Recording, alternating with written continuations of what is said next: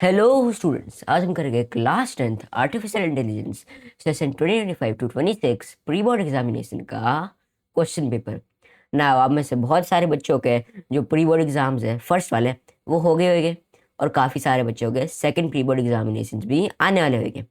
तो इसके लिए ये वीडियो आपके लिए काफ़ी इंपॉर्टेंट होने वाली है, क्योंकि इससे आपकी प्री बोर्ड सेकंड जो प्री बोर्ड जो होने वाले हैं उनकी प्रिपरेशन ज़्यादा अच्छी होगी। और उसके साथ साथ जिन बच्चों के प्री बोर्ड अभी हो गए वो थोड़ा सा चेक भी कर सकते हैं अपने आंसर्स को और थोड़े डाउट्स को सॉल्व कर सकते हैं। चलिए शुरू करते हैं। विच सेक्शन है ऑब्जेक्टिव टाइप क्वेश्चंस।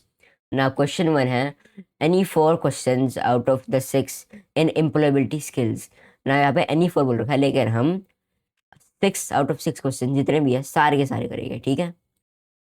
तो फर्स्ट क्वेश्चन है इसमें, फर्स्ट पार्ट इस क्वेश्चन का, the capacity to act without being influenced by other people और सर्कमस्टेंसेस। ये क्या कैपेसिटी या एबिलिटी क्या है जिससे हम अपने आप अपनी ऑटोनॉमी से बोल सकते हैं, अपनी ऑटोनॉमी से बिना किसी और के इन्फ्लुएंस से चीज़ें कर सकते हैं, एक्शंस कैरी आउट कर सकते हैं।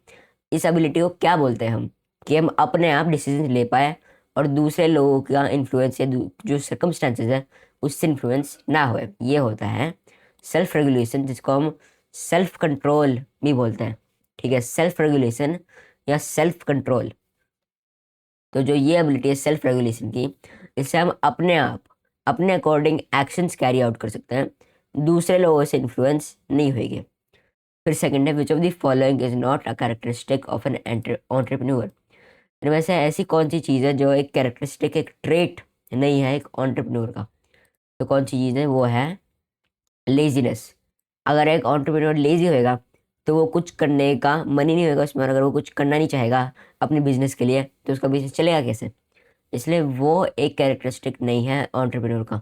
इनोवेशन है, क्योंकि इनोवेशन अगर वो एक नई चीज़ लाएगा जो लोगों को बेनिफिट करेगी तो ज़्यादा लोग उसके प्रोडक्ट को यूज़ करेंगे और कंपटीशन के कम प्रोडक्ट्स को यूज़ करेंगे। रिस्क टेकिंग, अगर कोई चीज़ इनोवेट करनी है, कोई नई चीज़ बनानी है तो उसके लिए रिस्क भी लेने होंगे। और लीडरशिप स्किल्स वो भी एक एंटरप्रेन्योर के लिए काफ़ी फंडामेंटल चीज़ है। लेकिन जो लेजीनेस है वो इंपॉर्टेंट चीज़ नहीं है एंटरप्रेन्योर के लिए, और वो हार्मफुल भी है उसके बिजनेस के लिए। इसलिए लेजीनेस यहाँ पे करेक्ट ऑप्शन होगा। फिर थर्ड है here are the steps that take place when starting a computer, rearrange the steps in the correct order. इन स्टेप्स का करेक्ट ऑर्डर क्या आएगा, तो करेक्ट ऑर्डर होएगा, सबसे पहले होएगा power on self test post starts. सबसे पहले होएगा power on self test. Power on self test क्या होता है, इसमें जो कंप्यूटर के डिफरेंट कंपोनेंट्स होते हैं, सीपीयू, रैम और ग्राफिक्स कार्ड, जो भी चीज़ें होती है कंप्यूटर की, वो सब कुछ इंश्योर करता है, वो सब कुछ चेक करता है कि ये चीज़ें करेक्टली वर्क कर रही है या नहीं। अगर ये चीज़ें करेक्टली वर्क नहीं करेगी तो कंप्यूटर शुरू नहीं हो सकता। तो ये होता है पावर ऑन सेल्फ टेस्ट। फिर बाद में क्या होता है, फिर होता है ऑपरेटिंग सिस्टम स्टार्ट्स, ये सेकंड स्टेप है, ठीक है। फिर ऑपरेटिंग सिस्टम शुरू होएगा, फिर में वेलकम स्क्रीन जो होती है वो अपीयर होगी, और फिर बाद में जो डेस्कटॉप है, जब आप लॉग इन करोगे, कुछ लोग अपने कंप्यूटर में पासवर्ड लगाते हैं, तो उस चीज़ को एंटर करने के बाद डेस्कटॉप स्क्रीन जो है वो अपीयर होगी। डेस्कटॉप तो आप जानते होंगे, जिसमें आपके सारी सारी प्रोग्राम्स होते हैं जिससे आप स्टार्ट मेन्यू को एक्सेस कर सकते हो, वो चीज़। तो डेस्कटॉप अपीयर होएगा, ये फाइनल स्टेप है, ठीक है। सो सबसे पहले होएगा ऑप्शन बी, फिर डी, फिर सी, और फाइनली जो फोर्थ स्टेप है वो है ए। ऐसे सब कुछ होएगा। सबसे पहले पावर ऑन सेल्फ टेस्ट, फिर सी होएगा एक्चुअली ऑपरेटिंग सिस्टम स्टार्ट, फिर होगा डी, और फिर फाइनली ए डेस्कटॉप अपीयर। फिर फोर्थ है the most important software for computer is called, system software for computer is called dash, which controls and coordinates the use of resources among various application programs. It is also known as interface between user and computer. ये क्या चीज़ बोलते हैं, इसको बोलते हैं हम operating system. जो Linux है ये इनकरेक्ट है, क्योंकि ऑल्दो ये एक ऑपरेटिंग सिस्टम है, एक स्पेसिफिक ओएस है। यहाँ पे एक जनरल चीज़ होता है नहीं, बहुत सारे ऑपरेटिंग सिस्टम होते हैं, विंडोज़, लिनक्स और साथ में मैक ओएस। तो अगर आप बस लिनक्स लिख दोगे तो ये इनकरेक्ट होएगा, क्योंकि बाकी सारे ऑपरेटिंग सिस्टम का क्या होएगा। जैसे जो ऑपरेटिंग सिस्टम है ये करेक्ट है। जो बायोस है ये एक इम्पॉर्टेंट चीज़ है, ये इसेंशली एक तरीका है जिससे जो हार्डवेयर और सॉफ्टवेयर को कम्युनिकेट कर सकें, लेकिन ये इंटरफेस नहीं प्रोवाइड करता बिटवीन यूज़र एंड कंप्यूटर, इसलिए बायोस भी इनकरेक्ट होएगा। बायोस है यूईएफआई, UEFI आजकल के नए कंप्यूटर्स में बोलते हैं और पुराने कंप्यूटर्स में बायोस बोलते हैं इसको। पर यूटिलिटी सॉफ्टवेयर ये तो इनकरेक्ट ऑप्शन है ही, इसलिए जो ऑप्शन सी है ऑपरेटिंग सिस्टम ये करेक्ट होएगा। फिर fifth, the aim of sustainable development is to, जो सस्टेनेबल डेवलपमेंट है उसका काम क्या है, हम सस्टेनेबल डेवलपमेंट की बात क्यों करते हैं, because it means to meet present needs without harming future generations. ठीक है, जो आजकल की ज़रूरत है, आज की जनरेशन की ज़रूरत है, उसको हम मीट कर पाएँ, उसको हम फुलफिल कर पाएँ, लेकिन जो फ्यूचर जनरेशन है हमारी, हम उनको हार्म ना करें। ऐसा नहीं होना चाहिए कि हमने तो सारी रिसोर्सेज यूज़ कर ली और जो फ्यूचर जनरेशन है वो रिसोर्स स्कार्सिटी को फेस कर रही है, ऐसा नहीं होना चाहिए। इसलिए ऑप्शन बी करेक्ट होएगा। जो ऑप्शन है use all resources as fast as possible, ये तो सस्टेनेबल डेवलपमेंट का बिल्कुल उल्टा है। ठीक है, क्योंकि इसमें सारी की सारी जो रिसोर्सेज है वो करंट जनरेशन में जा रही है और फ्यूचर जनरेशन के लिए कोई भी नहीं बची, और बाकी सारे भी इनकरेक्ट है। स्टॉप ऑल इंडस्ट्रियल डेवलपमेंट या focus only on economic growth, ये इनकरेक्ट ऑप्शन है। ऑप्शन बी जो है वो करेक्ट है। फिर सिक्स्थ है, Salini travel to Italy from India to pursue her higher education, but she doesn't know how to speak Italian, जो लैंग्वेज ऑफ इटली है। Because of this she was unable to find a part time job. This is an example of, ये किस चीज़ का example है, ये एक linguistic barrier का example है। लिंग्विस्टिक बैरियर मीनिंग लैंग्वेज से रिलेटेड बैरियर, जो लैंग्वेज इश्यूज होता है उसके बेसिस में। तो जो सलीनी थी उसको इटालियन स्पीक नहीं करनी आनी थी। ठीक है, वो इटालियन स्पीक नहीं कर सकती थी, इसलिए वो पार्ट टाइम जॉब ना फाइंड कर पाई। ठीक है, इसलिए she was unable to find a part time job. तो ये लिंग्विस्टिक बैरियर माना जाएगा। जिन भी केसेस में कोई आप किसी लैंग्वेज को बोल नहीं सकते हैं, कोई लैंग्वेज आपको समझ नहीं आती, उसको लिंग्विस्टिक बैरियर माना जाता है। So since Salini could not speak Italian, वो unable to find a part time job, और इसलिए इसको हम एक लिंग्विस्टिक बैरियर मानेंगे।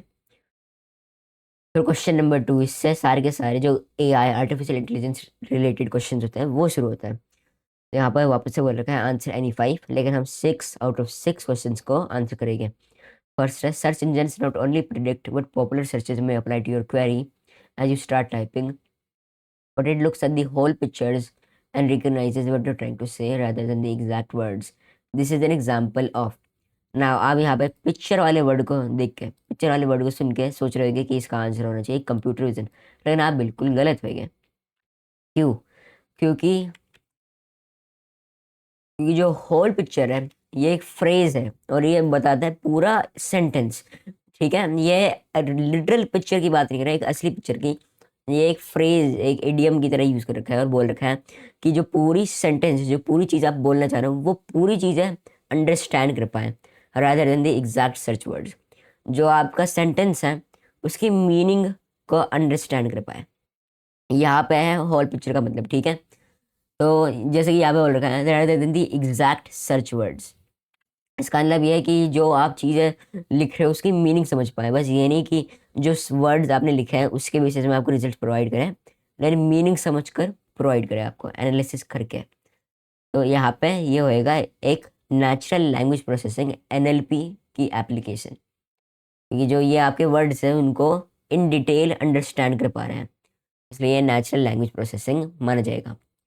फिर सेकंड है, during evaluation feeding data into the machine is called. ये इवैल्यूएशन के दौरान हो रहा है, ये पूरी चीज़ जो हम कर रहे हैं। तो इवैल्यूएशन में हम क्या करते हैं, हम जो मशीन होती है उसको टेस्ट करते हैं, जो हमारा AI सिस्टम है उसको हम टेस्ट करते हैं कि ये सही से काम कर रहा है या नहीं। इसलिए यहाँ पे जब हम इवैल्यूएशन स्टेज में एक मशीन को डेटा देंगे तो वो टेस्टिंग डेटा माना जाएगा, क्योंकि इस केस में हम उस मशीन को टेस्ट कर रहे हैं। ठीक है,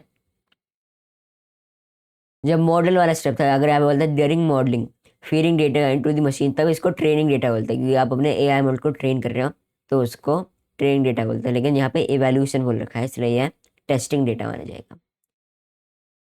फिर third, dash is the process of breaking a sentence into individual words और फ्रेजेस फॉर एनालिसिस।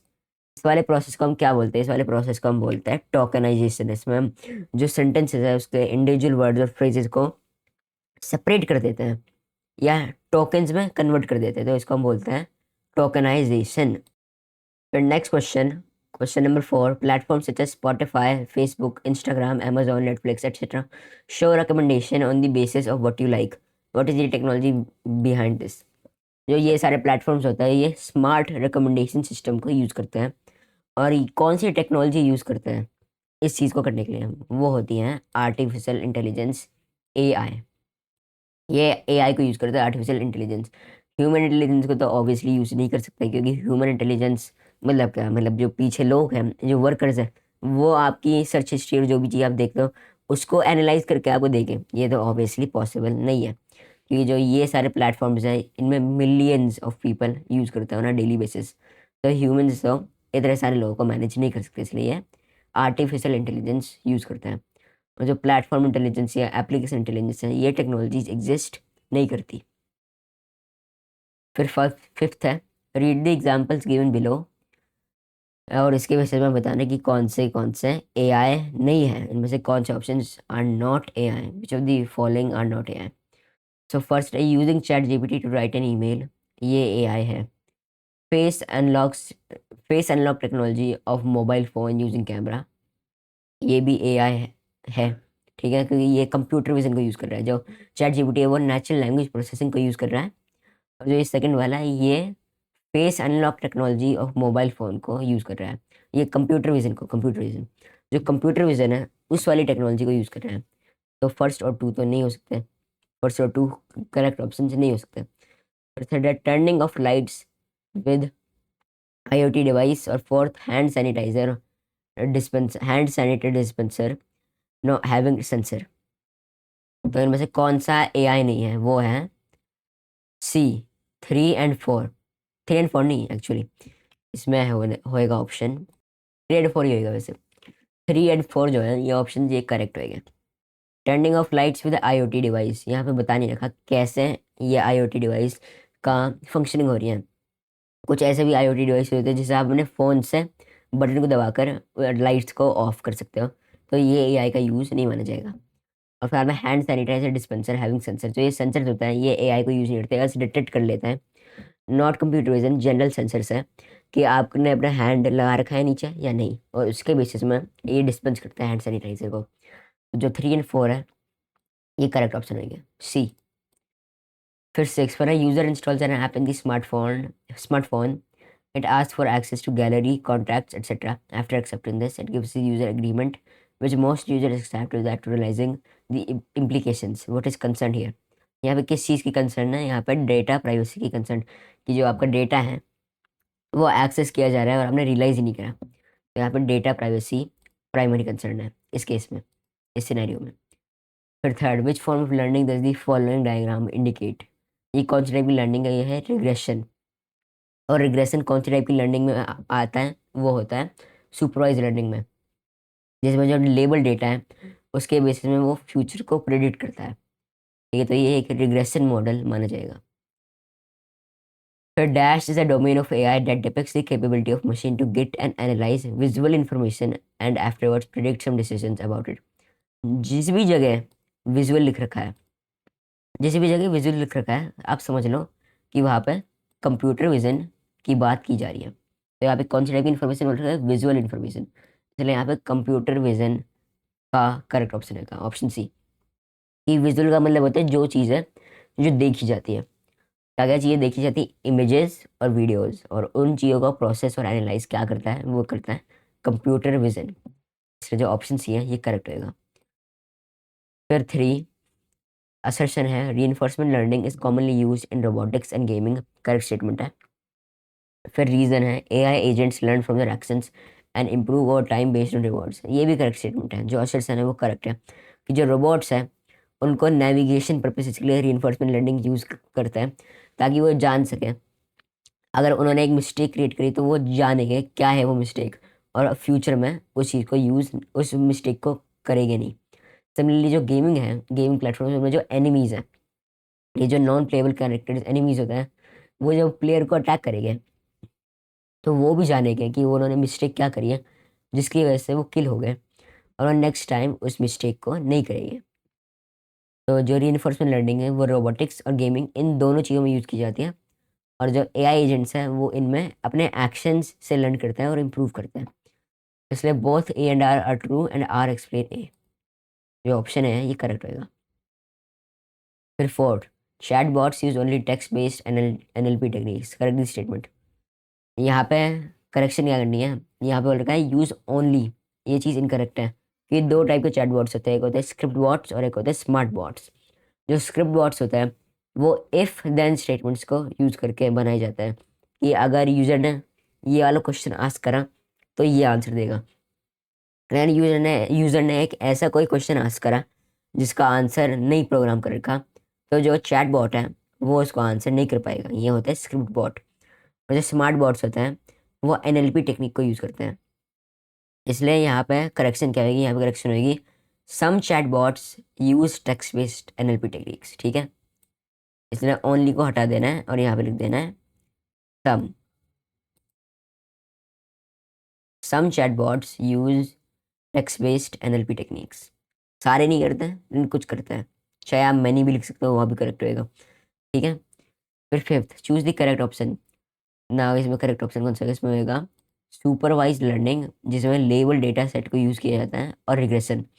यहाँ पे डिफरेंट टाइप्स ऑफ लर्निंग को दिखा रखा है और कौन से टाइप का डेटा सेट वो यूज़ करते हैं और उनका एक एग्जाम्पल क्या आएगा। जो सुपरवाइज लर्निंग है उसमें लेबल डेटा सेट, जिसमें पहले आंसर से रखा है, वो यूज़ किए जाते हैं। और एक एग्जाम्पल अगर रिग्रेशन, जैसे मैंने आपको ऊपर बताया था ऊपर वाले क्वेश्चन में। इसलिए जो बी है ये करेक्ट ऑप्शन होगा। फिर स्टेट ट्रू और false. ANNs are primarily used for text analysis and NLP applications। ये स्टेटमेंट है फॉल्स, बिकॉज ऑल्दो जो ANNs आर्टिफिशियल न्यूरल नेटवर्क्स उनको यूज़ किया जाता है इन पर्पसेस के लिए, यहाँ पे प्राइमरली लिख रखा है लेकिन इनके प्राइमरी पर्पस नहीं होते हैं। ये बहुत सारी चीज़ों में यूज़ किए जाते हैं, इसलिए ये एक फॉल्स स्टेटमेंट मानी जाएगी। फिर क्वेश्चन 4।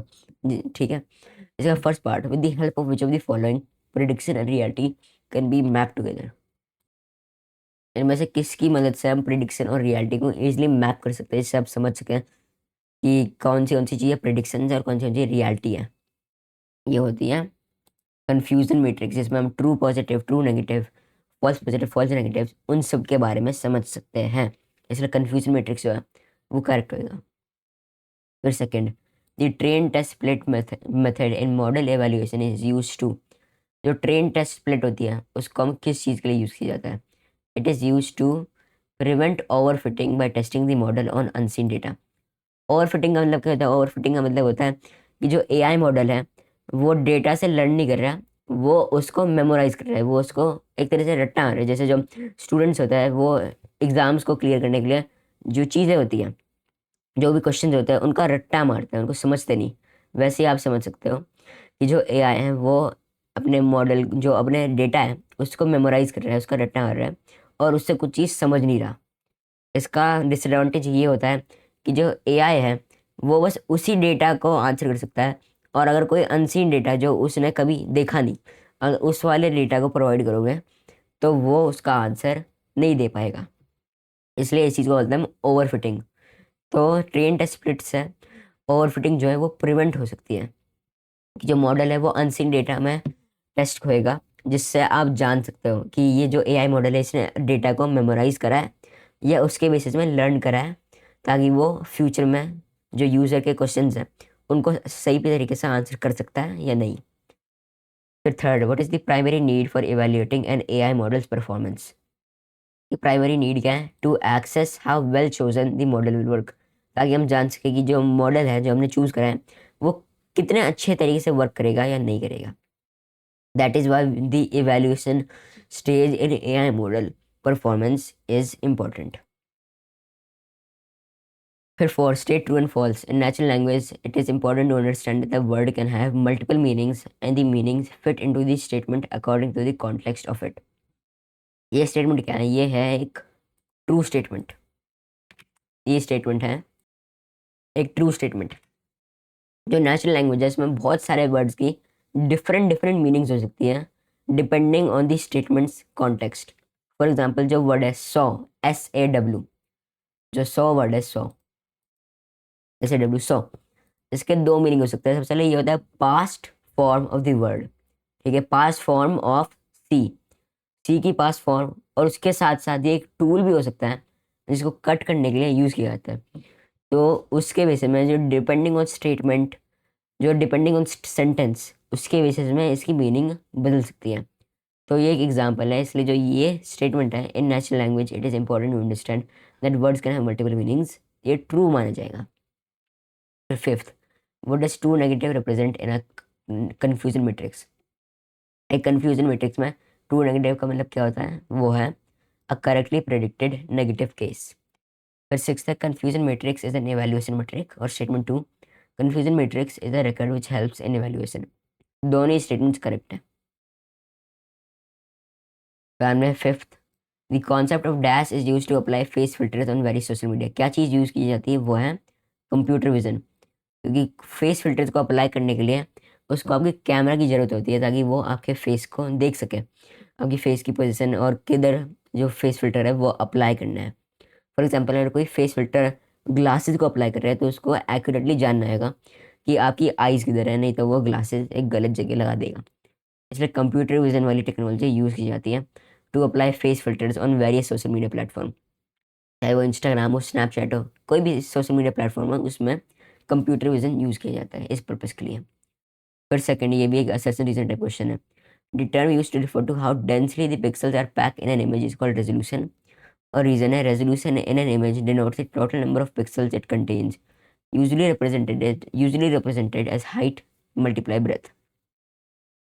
नाउ जो डी है ये करेक्ट ऑप्शन रहेगा। क्यों? असर्शन जो है वो फॉल्स है लेकिन रीजन ट्रू है।